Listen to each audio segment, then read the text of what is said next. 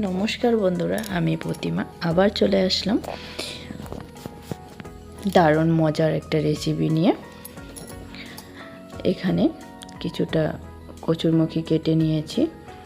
দেখুন কচুরমুখীগুলো এভাবে কেটেছি। আর এখানে নিয়েছি ট্যাংরা মাছ, নদীর মাছ।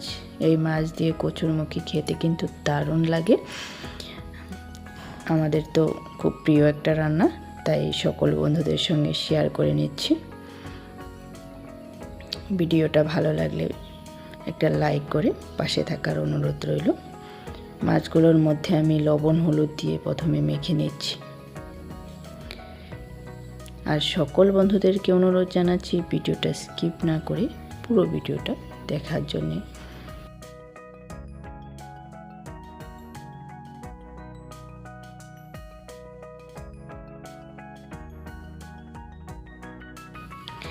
এদিকে আমি একটা কড়াই নিয়ে নিলাম।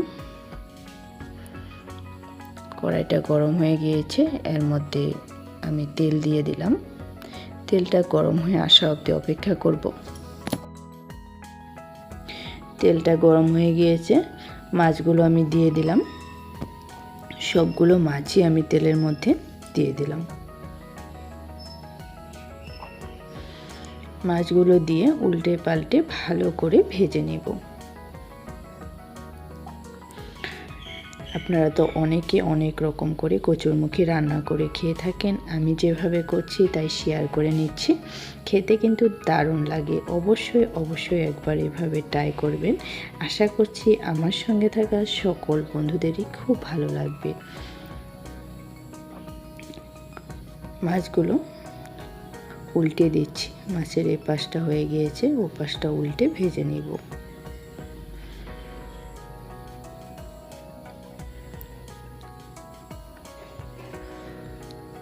উল্টে পাল্টে মাছগুলোকে বেশ ভালোভাবে ভেজে নিব।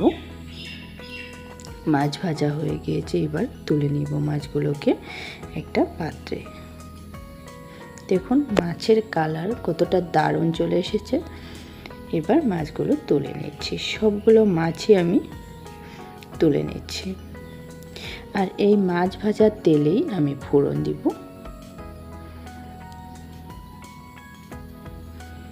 এর মধ্যে আর তেল ব্যবহার করব না, এই তেলে আমি ফোড়ন দিব। ফোড়নে দিচ্ছি জিরে। বেশিরভাগ রান্নাতেই আমি ফোড়ন জিরে দিয়ে থাকি।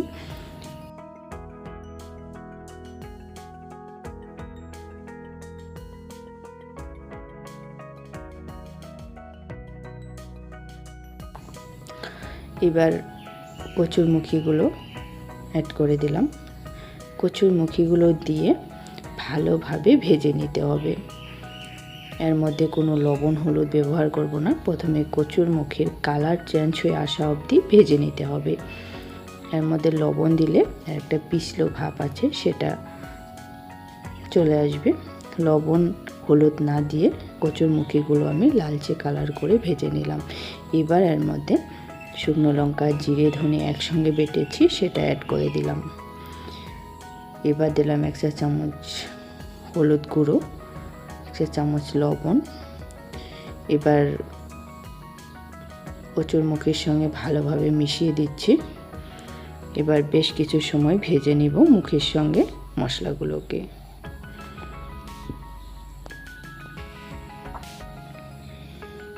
এইভাবে কচুরমুখী রান্না করে অবশ্যই একবার খেয়ে আমাকে কমেন্টে জানাতে ভুলবেন না কেমন লেগেছে। বেশ ভালোভাবে নাড়াচাড়া করে কচুরমুখীগুলো ভেজে নিলাম।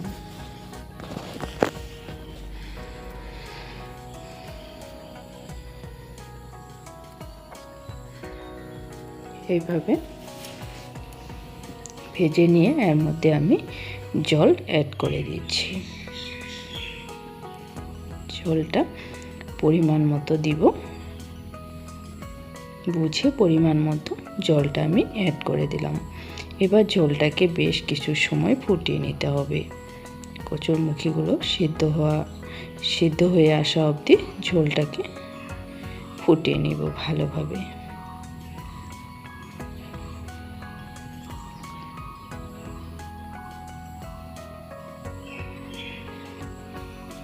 এখন ঝোলটা আরও বেশ কিছু সময় আমি জাল করে নিচ্ছি। কচুরমুখী সিদ্ধ হয়ে আসা অবধি ঝোলটাকে আমি জাল করে নিলাম। দেখুন এবার কিন্তু ঝোলটা বেশ ভালোভাবে জাল হয়ে এসেছে। এবার এর মধ্যে আমি ভেজে রাখা মাছগুলো অ্যাড করে দিচ্ছি।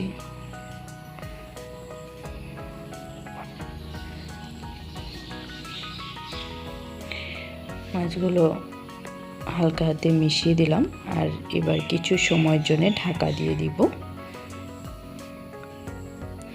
ঢাকা দিয়ে ঢাকাটা তুলে নিচ্ছি। এবার প্রায় রেডি আমার রেসিপি। এবার দিয়ে দিলাম 1 চা চামচ গরম মশলা। গরম মশলাটা দিয়ে মিশিয়ে দিচ্ছি। রান্নাটা প্রায় শেষের দিকে।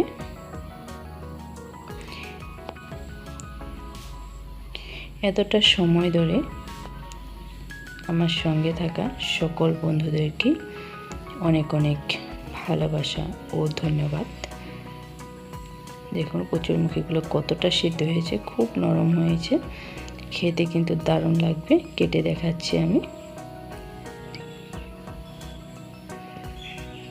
সকল বন্ধুদেরকে ধন্যবাদ জানাই। আজকের ভিডিও আমি এখানে শেষ করলাম। পরবর্তী আবার দেখা হবে নতুন নতুন ভিডিওর সঙ্গে।